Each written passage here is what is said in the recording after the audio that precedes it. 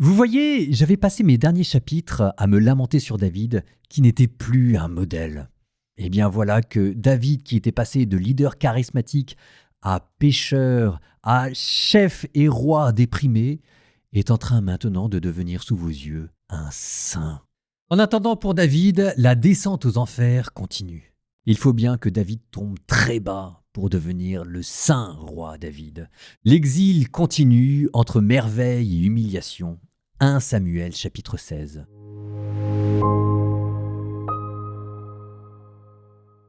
À peine David avait-il passé le sommet que Siba, le serviteur de Méphibosheth, vint à sa rencontre avec une paire d'ânes bâtés portant 200 pains, 100 gâteaux de raisins secs, 100 fruits de l'été et une outre de vin. Le roi dit à Siba, « Que vas-tu faire de tout cela ?» Siba répondit, « Les ânes serviront de monture à la famille du roi. Les pains et les fruits seront la nourriture des plus jeunes, et le vin, la boisson pour qui sera épuisé dans le désert. » Le roi lui demanda, « Mais où est donc Méphibosheth, le fils de ton maître ?» Siba lui dit, « Bien, il est resté à Jérusalem, car il s'est dit, « Aujourd'hui la maison d'Israël va me rendre la royauté de mon père. » Alors le roi lui déclara, « Tout ce qui est à Méphibosheth t'appartient. » Siba lui dit, « Me voici prosterné devant toi, que je trouve grâce à tes yeux, mon seigneur le roi. » Comme le roi David atteignait Bahurim, il en sortit un homme du même clan que la maison de Saül. Il s'appelait Shimei, fils de Guéra. Tout en sortant, il proférait des malédictions. Il lançait des pierres à David et à tous les serviteurs du roi, tandis que la foule des guerriers entourait le roi à droite et à gauche. Shimei maudissait le roi en lui criant « Va-t'en, va-t'en, homme de sang, vaurien. Le Seigneur a fait retomber sur toi tout le sang de la maison de Saül dont tu as usurpé la royauté. C'est pourquoi le Seigneur a remis la royauté entre les mains de ton fils Absalom. Et te voilà dans le malheur, car tu es un homme de sang. » Abishai, fils de Sérouya, dit au roi « Comment ce chien crevé peut-il maudire mon seigneur le roi ? Laisse-moi passer que je lui tranche la tête. » Mais le roi répondit, « Que me voulez-vous, fils de Sérouya ? S'il maudit, c'est peut-être parce que le Seigneur lui a ordonné de maudire David. Alors, qui donc pourrait le lui reprocher ?» David dit à Abishai et à tous ses serviteurs, « Même celui qui est mon propre fils s'attaque à ma vie. À plus forte raison ce descendant de Benjamin. Laissez-le maudire, si le Seigneur le lui a ordonné. Peut-être que le Seigneur considérera ma misère et me rendra le bonheur au lieu de sa malédiction aujourd'hui. » David et ses hommes continuèrent leur chemin, tandis que Shimei avançait tout près de lui sur le flanc de la montagne.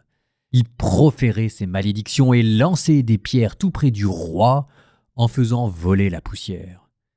Le roi et toute la troupe qui était avec lui arrivèrent épuisés au Jourdain où ils purent enfin reprendre haleine. Absalom, ainsi que toutes les troupes d'hommes d'Israël étaient donc arrivés à Jérusalem. Ahitophel se trouvait avec lui. Or, quand Hushai l'Archite, l'ami de David, arriva près d'Absalom, il lui dit « Vive le roi! Vive le roi !» Absalom dit à Hushai « Voilà comment tu es fidèle à ton ami. Pourquoi n'es-tu pas allé avec lui ?» Hushai lui répondit « Je n'y suis pas allé car celui qui a été choisi par le Seigneur, par cette troupe et tous les hommes d'Israël, c'est bien à lui que moi j'appartiens et avec lui que je reste. Et d'ailleurs, qui vais-je servir ? N'es-tu pas son fils ? Comme j'ai servi ton père, ainsi ferai-je pour toi. » Puis Absalom dit à Ahitophel, « Tenez conseil entre vous, qu'allons-nous faire ?» Ahitophel dit à Absalom, « Va vers les concubines de ton père, celles qu'il a laissées pour qu'elles gardent la maison. Tout Israël apprendra que tu t'es rendu odieux à ton père, et le pouvoir de tes partisans en sera affermi. » On installa donc pour Absalom une tente sur la terrasse, et il alla vers les concubines de son père à la vue de tout Israël. En ce temps-là, le conseil donné par Ahitophel avait même valeur qu'une consultation de la parole de Dieu.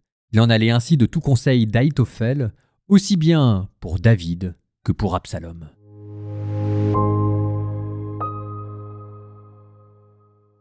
Nous avions laissé David au mont des Oliviers. Voilà que l'exil continue. Cette fois-ci, nous sommes à Bahurim, à quelques kilomètres au nord de Jérusalem. David se rend vers Jéricho. Il n'a pas fini son périple.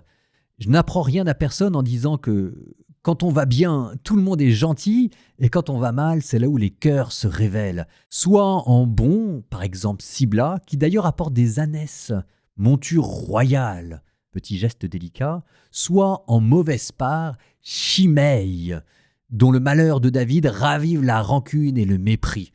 Il n'y a pas de gloire à insulter les gens dans le malheur, mais celui-là ne s'en prive pas, qui rajoute à la déchéance à laquelle il est arrivé la honte et le mépris de profiter de la faiblesse des gens. Mais je vous avais dit que David était en train de dénouer les liens qui pesaient sur lui de malédiction. En voilà un autre qui est en train de se dénouer. Il y avait cette sorte de supériorité, d'ascendance morale que Joab, pourtant l'homme cruel, avait acquis sur David. Voilà qu'elle se défait.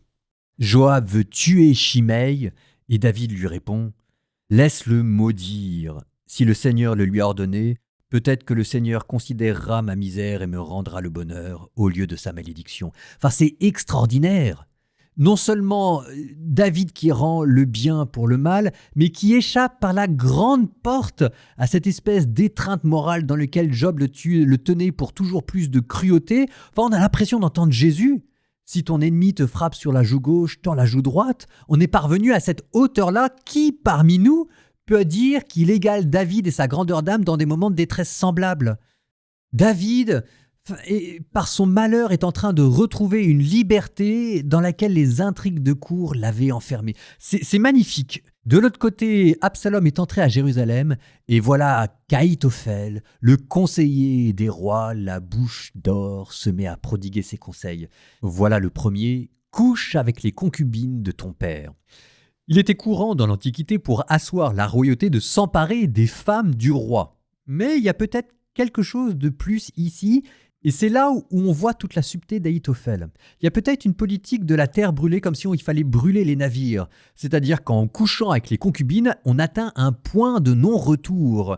Et maintenant, la guerre est ouvertement déclarée qui oblige tout le monde à prendre parti. Et puis Ahitophel connaît David. Il sait que David aime ses fils, peut-être même un peu trop, et qu'il est prêt à tout leur laisser passer. Et il se dit que si la guerre échoue, qu'est-ce qui empêcherait David de pardonner à son fils Absalom ? Rien. Peut-être, mais oui, peut-être est-ce pour empêcher David de pardonner à son fils Absalom qu'il lui demande de coucher avec ses concubines. Et peut-être aussi y a-t-il l'espoir secret de se venger de David. De la même manière que David, pour coucher avec Bethsabée, avait tué Urias, le petit-fils d'Ahitophel, Ahitophel, pour humilier David, demande à son fils de coucher avec ses femmes. Vous êtes en pleine vendetta. Avant de clore ce commentaire et de nous diriger vers la prière, je reviens 2 secondes sur Siba, qui était le serviteur qui, sur des ânes, avait apporté de la nourriture à David. Je vous avais dit qu'en bonne part, dans la détresse, on voyait qui étaient les vrais amis.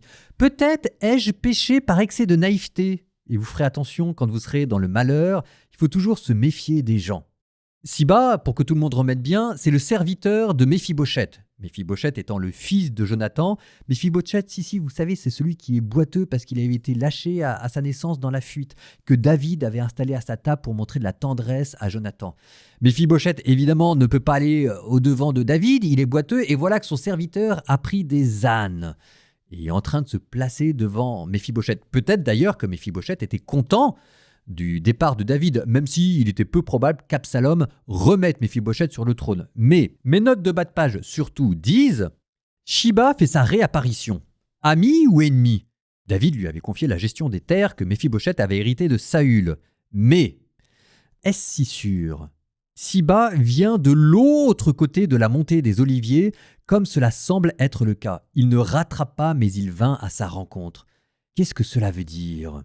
Cela veut dire qu'on ne sait pas très bien si Siba venait à la rencontre de David ou à la rencontre d'Absalom. Nous terminons par une prière. Au nom du Père et du Fils et du Saint-Esprit. Amen.